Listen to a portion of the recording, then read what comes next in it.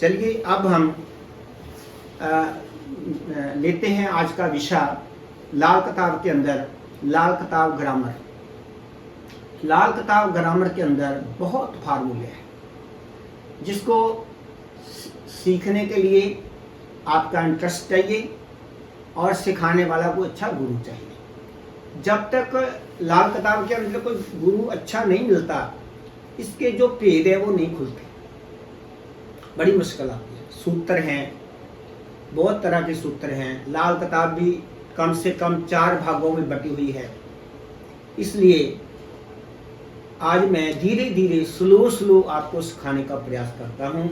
आज का टॉपिक ज़्यादा बड़ा नहीं होगा क्योंकि ब्लैक बोर्ड पर उतना आ नहीं रहा जितना मैं सिखाना चाहता हूँ। आज मेरा विषय है आज लाल किताब के अनुसार ग्रहों की दृष्टियाँ। पहले ये समझ लें, जो पराशरी के स्टूडेंट हैं उनको उनके अनुसार जो दृष्टियाँ होती हैं यहाँ काम नहीं करती। वह भी सिखाएंगे हम, किसी दिन समय लगा तो वह भी सिखाएंगे कि उनकी कितनी दृष्टियाँ हैं। ज़्यादातर विद्यार्थी वही जानते हैं कि 7वीं दृष्टि, 4, 8, 7 की दृष्टि, 5, 9 की दृष्टि, यही जानते हैं। लेकिन और भी होती हैं दृष्टियाँ पराशरी के अनुसार। आज हम लाल किताब के अनुसार ही दृष्टियाँ करेंगे। चलिए दृष्टियाँ शुरू करते हैं हम। जरा ध्यानपूर्वक देखना। लाल किताब के अनुसार जो मैंने यहाँ कुंडलियाँ बना रखी हैं, दृष्टियों को पर अपना ध्यान ले जाएं। एक कुंडली बना लें, उसके अंदर 12 खाने बना लें। कुछ ना लिखें उसके अंदर, खाने खाली छोड़ दें। पहला खाना है, पहली कुंडली है, उस पर लिखा हुआ है 100% दृष्टि। 100% दृष्टि। 100% दृष्टि का मतलब है क्या है कि ग्रह एक घर से दूसरे घर पर अपनी दृष्टि पूर्ण रूप से पूर्ण प्रभाव डालता है। पूर्ण प्रभाव डालता है। ये 2 ही होती हैं लाल किताब के अंदर। जो पहले घर के अंदर, कुंडली के पहले घर के अंदर बैठा ग्रह अपने से 7वें घर के बैठे अंदर ग्रह को 100% दृष्टि से दिखता है। और दूसरी 100% दृष्टि कौन सी है? वह है चौथे घर से 10वें घर। 2 ही दृष्टियां होती हैं। चौथे घर के अंदर बैठा ग्रह 10वें घर के अंदर बैठे ग्रह को 100% दृष्टि से दिखता है। 100% दृष्टि को एक बार मैं फिर दोबारा दोहराने लगा हूं, आप ध्यानपूर्वक सुन लें। एक कुंडली खाका तैयार कर लें, उसके अंदर कुछ नहीं लिखना, आपने कोई अंक नहीं लिखना, समझना है केवल। पहले घर के अंदर जो ग्रह बैठा होगा वह अपने से 7वें घर के अंदर बैठे ग्रह को 100% दृष्टि से दिखेगा। इसी तरह एक दृष्टि 100% और है, वह है चौथे घर के अंदर बैठा ग्रह 10वें घर के अंदर बैठे ग्रह को 100% दृष्टि से दिखता है, अर्थात पूरा प्रभाव डालता है। ये 100% दृष्टि थी। अब हम करते हैं 50% दृष्टि, यानी कहने का मतलब है अपना आधा प्रभाव ही डालता है वहां पर। वो कौन कौन से है? फिर खाका तैयार कर लें, एक कुंडली बना लें, उसके अंदर लिखना कुछ नहीं, 12 खाने बना लें। बना करके देखें। ये है 50% दृष्टि, इसको कहते हैं, जो मैं अब बताने लगा हूं, ये है 50% दृष्टि। इसका अर्थ क्या है कि ग्रह, कोई भी बैठा ग्रह जो मैं बताने लगा हूं, वो पूर्ण रूप से नहीं, आधा देखेगा, यानी आधा प्रभाव डालेगा। अब ये क्या है? सबसे पहले इसको शुरुआत करना हमने तीसरे घर से। तीसरे घर में बैठा ग्रह 11वें घर के अंदर बैठे ग्रह को 50% दृष्टि से देखता है। ये मैंने एरो का निशान लगाकर तीसरे घर से मैंने 11वें घर को एरो का निशान दे दिया है कुंडली के अंदर ब्लैक बोर्ड में। अब एक और ही है साथ में, 11वें घर में बैठा ग्रह 9वें घर के बैठे ग्रह को भी 50% दृष्टि से दिखता है। यानी कहने का मतलब है तीसरे घर के अंदर बैठा ग्रह 11वें घर के बैठे ग्रह को 50% दृष्टि से देखेगा। फिर तीसरे घर का ही बैठा ग्रह फिर 9वें घर के अंदर बैठे ग्रह को भी 50% दृष्टि से देखेगा। अब बात आ गई 5वें घर की। 5वें घर का ग्रह जो होता है, फिर जैसे तीसरे घर का, यानी तीसरे घर की एक अपवाद है, तीसरे घर का ग्रह 11वें घर को भी दृष्टि मारता है और 9वें को भी मारता है, लेकिन 5वें घर में बैठा ग्रह 9वें घर को 50% दृष्टि से देखता है। अर्थात फिर से सुने, तीसरे घर के अंदर बैठा ग्रह 11वें घर को 50% दृष्टि से देखता है और तीसरे घर में बैठा ग्रह 9वें घर के ग्रह को भी 50% दृष्टि से देखता है। और 5वें घर के अंदर फिर बैठा ग्रह 9वें घर को बैठे ग्रह को 50% दृष्टि से देखता है। आप ब्लैक बोर्ड के ऊपर एरो के निशान देख करके समझ सकते हैं। अब बात आ गई 25% दृष्टि।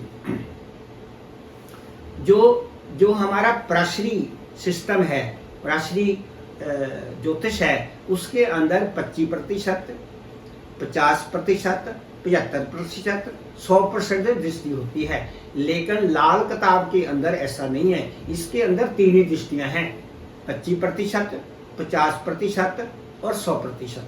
अब हम बात करने लगे हैं लाल किताब के अनुसार 25% दृष्टि की।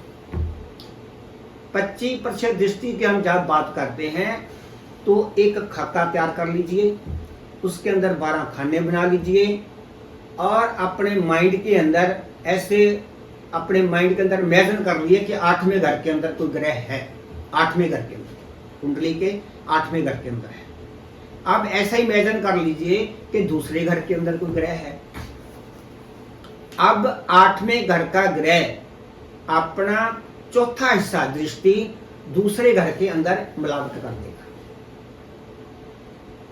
और दूसरे घर का ग्रह छठे घर के अंदर अपनी 25% दृष्टि डाल देगा और छठे घर का ग्रह 12वें घर को 25% दृष्टि से देखता है। अब इसी तरह 8वें घर का ग्रह 12वें घर को भी 25% दृष्टि से देखता है। 8वें घर का ग्रह दूसरे को भी देखता है, 12वें को भी देखता है। ये दृष्टियां होती हैं 25%। फिर से इसको देखें एक बार। 8वें घर के अंदर बैठा ग्रह दूसरे घर को, पहले इसको सीधा ले लिया ऐसे करके ताकि आपको राउंड रहे। 8वां घर का संबंध होता है दूसरे से, दूसरा का होता छठे से, छठे का होता 12वें से। और फिर देखें 8वें घर का 12वें घर के साथ भी एरो का निशान जाएगा। यानी कहने का मतलब 8वां घर जो है दूसरे को भी देखता है और 12वें को भी देखता है। ये है 25% दृष्टि। अब बात आ गई, ये तो थी एरो के निशान के अनुसार ही चलेगा, लेकिन एक लाल किताब के अंदर एक विशेष बात और बताई गई है। यदि छठे घर के अंदर शनि बैठा हो, छठे घर के अंदर शनि बैठा हो और दूसरे घर के अंदर चंद्रमा बैठा हो मान लो, और 8वें घर के अंदर राहु बैठा हो, ऐसा मान लो। 3 बात मैं एक बात सिखाना चाहता हूं आपको, उसको सीखें। 8वें घर के अंदर मानो राहु बैठा है, दूसरे घर के अंदर शनि बैठा है, दूसरे घर के अंदर चंद्रमा बैठा है और छठे घर के अंदर शनि बैठा है। अब 8वें घर की दृष्टि राहु की चंद्रमा पर जाएगी, चंद्रमा खराब हो जाएगा, मिलावट के कारण खराब होगा। लेकिन चंद्रमा की दृष्टि छठे भाव पर नहीं आएगी। आपने कहना सर अभी तो आपने कहा था कि दूसरे भाव की जो दृष्टि है वो छठे पर जाती है, अब कहते हैं दूसरे की दृष्टि अब छठे भाव पर नहीं आएगी। ये तब नहीं आती जब छठे घर में शनि बैठा हो। शनि को छठे घर के अंदर खड़प्पा सांप माना गया है।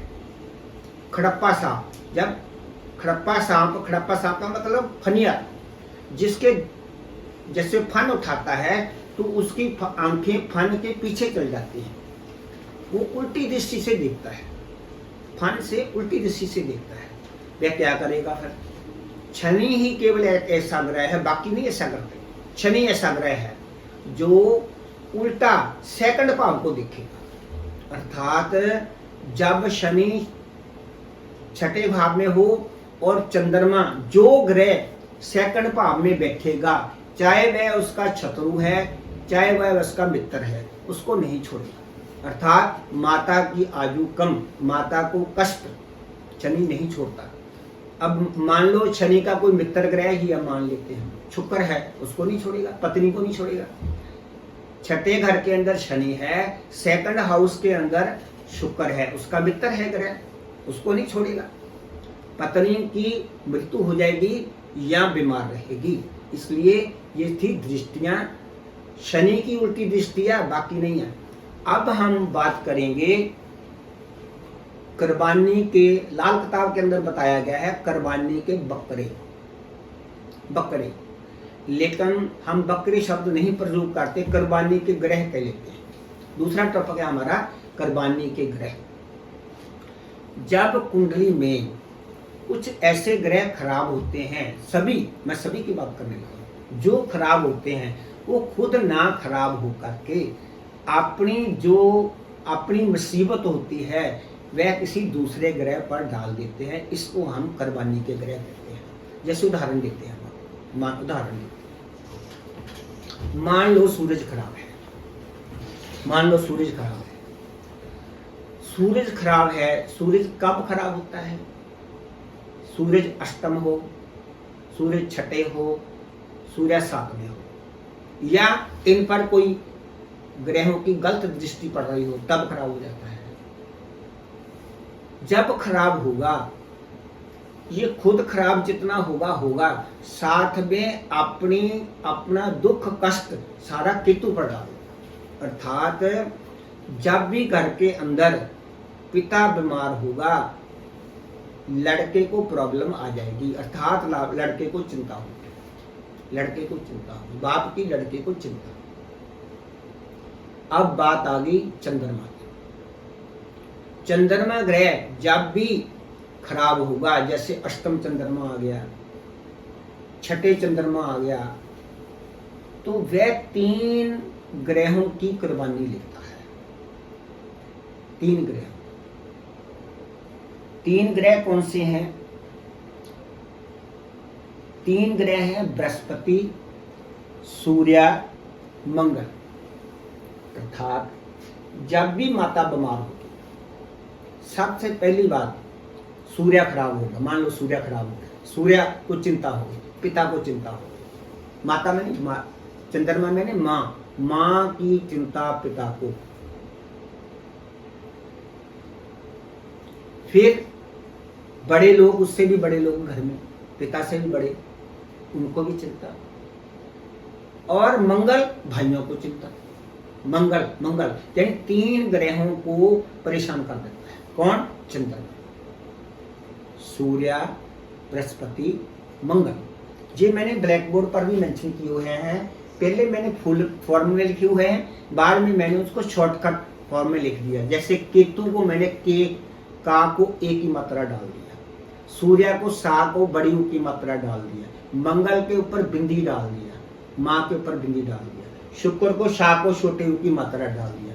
लेकिन पहले मैंने फुल फॉर्म में 2-3 बातें लिखी हैं, फिर मैंने आपको सिखाने के लिए बता दिया कि फुल फॉर्म लिखेंगे तो ब्लैक बोर्ड भर जाएगा। अब बात आ गई मंगल की। जब भी मंगल खराब होता है तो वह अपने बेटे पर अपनी प्रॉब्लम डाल देता है, वह भी केतु पर डालता है, यानी केतु मैंने पुत्र। जब भी कुंडली के अंदर किसी व्यक्ति का मंगल खराब होगा, अर्थात भाई को चिंता होगी, तो वह अपने पुत्र को ही सहायता के लिए पुकारेगा। आगे आ गया बुध। बुध कौन है? पैन। जब पैन को, बुआ को, बेटी को तकलीफ आएगी तो वह अपनी सारी मुसीबत अपनी पत्नी पर डाल देगा। कौन? शुक्र को, शुक्र पर डाल देगा सारी मुसीबत। इसलिए वह शुक्र की कुर्बानी लेता है। बृहस्पति, बृहस्पति घर के अंदर जो बुजुर्ग लोग होते हैं, जब वे कोई प्रॉब्लम में आते हैं तो वह भी केतु की ही कुर्बानी लेते हैं। देखने में आया है कुंडली के अंदर केतु बहुत पिसता है, 3 जगह पर केतु पिसा। सूरज ने भी केतु को पकड़ा, मंगल ने भी केतु को पकड़ा और बृहस्पति ने भी केतु को पकड़ा। बृहस्पति भी केतु की कुर्बानी लेता है, यानी बृहस्पति कुंडली में खराब है।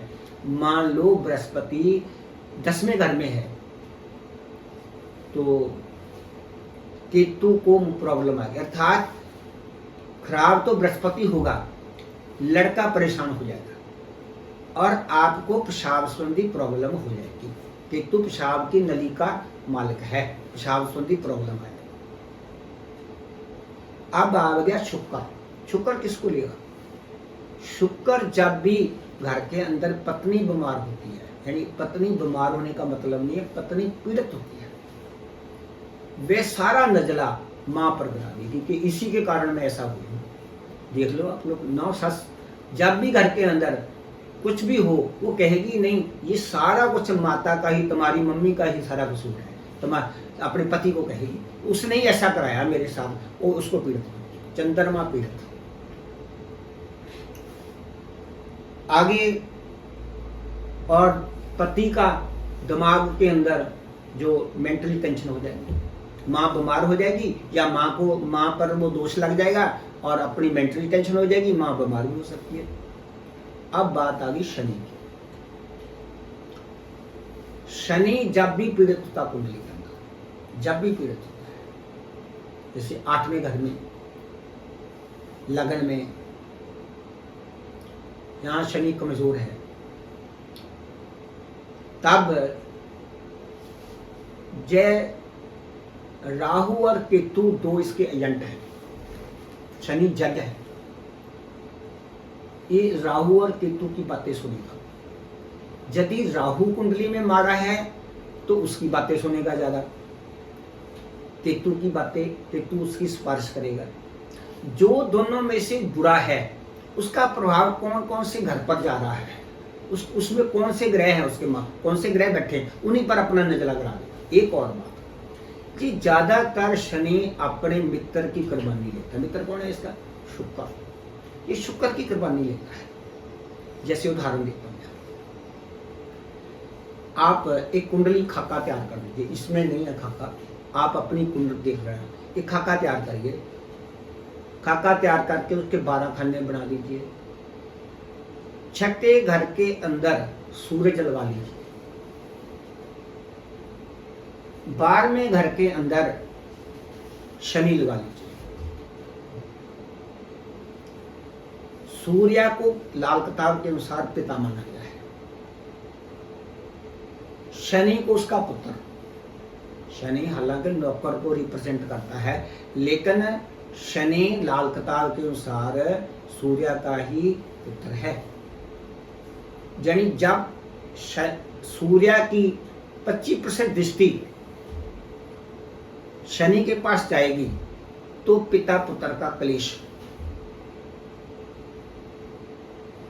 अर्थात इसमें लाल किताब के अंदर कहा गया है कि ये कॉम्बिनेशन है कि सूर्य 6ठे भाव में हो और शनि 12वें भाव में हो तो स्त्री पर स्त्री मर, अर्थात जातक शादी करता है, स्त्री फिर मर जाती है, फिर शादी करता है, फिर मरती है, शादी फिर करता है, फिर मरती है। इस तरह से वह भी स्त्री की ही कुर्बानी ली। देखो स्त्री मरी है ना बाद में, यानी स्त्री मरी, पिता पुत्र के झगड़े में स्त्री को कष्ट। ये था। अब आओगी राहु केतु की बात। जो राहु केतु है ये अपनी प्रॉब्लम किसी को नहीं देंगे। अच्छे हैं तो अच्छा फल देंगे, बुरा है तो बुरा फल देंगे। ये किसी को नहीं कहते कि तुम मैं फलां ग्रह की कुर्बानी लेता हूँ या इसकी लेता हूँ, नहीं। शनि ना किसी सूर्य ना किसी को नहीं, ये अपनी खुद की जिम्मेवारी खुद ही लेते हैं। ये थे हमारे आज के 2 टॉपिक को मैं और भी करा सकता था। कारण यह है कि ब्लैक बोर्ड पर दिखाने के लिए जगह ही नहीं है, इसलिए फिर कल को परसों को वीडियो बनाएंगे हम, तो आपको नए टॉपिक देंगे। इसके अलावा आप धीरे धीरे इसको सीखो। ये तेजी से सीखने से याद नहीं होता, लाल किताब याद नहीं होती। इसको जितना स्लो सीखेंगे ये आपके पकड़ में आ जाए। जल्दबाजी में ना करें। इसको जो मैं कराता हूँ इसको पढ़ें, लिखें, बार बार लिख कर देखें, याद करें। ये कुर्बानी के बकरी एक बार भूल गए तो टीवा देखने के लिए मुश्किल आ जाएगा। तो सारा कुछ दृष्टियां ना आई, भूल गई, तो फिर उससे मैं थोड़ी किताब खुद पर देखेंगे, आप पक्का करें इनको। इसलिए मैं सभी से प्रार्थना करता हूँ, नए विद्यार्थियों को, पुराने विद्यार्थियों को, अभी जो सीख रहे हैं उनके लिए, कि इसको एक बार लर्न कर लें। क्योंकि जो सीखे हुए लोग होते हैं वो ये तो हमने सीखा हुआ है, नहीं। जब हम पढ़ाएंगे बहुत सी बातें उन्होंने नहीं सीखी होगी, वो भी धीरे धीरे आ जाएंगी। बहुत से सूत्र नहीं पढ़े होंगे जो हम पढ़ाएंगे आगे। तो इसलिए फिर से यदि किसी ने देवा दिखाना हो, क्लासें लगानी हो, तो मेरे से संपर्क करें। धन्यवाद।